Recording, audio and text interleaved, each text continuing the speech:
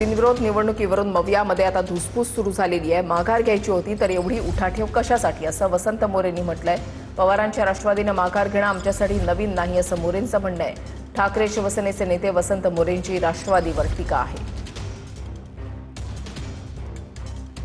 दिवसापर्यंत सगळे मीटिंगला बसले होते आणि अचानकपणे ज्यांनी मला आता फॉर्म भरण्यासाठी बोललो होतं ते पुण्याचे माजी महापौर अण्णा काकडे हे त्यावेळेस अचानकपणे त्यांचं डोकं दुखायला लागलं आणि अण्णा फोन बंद करून बसले।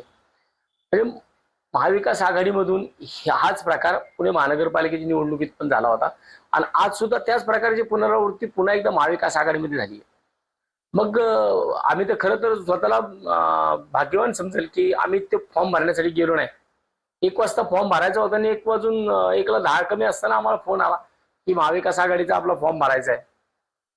मग जर तुम्हाला माघारच घ्यायची होती तर मग एवढं उठाठेव कशा करता केला?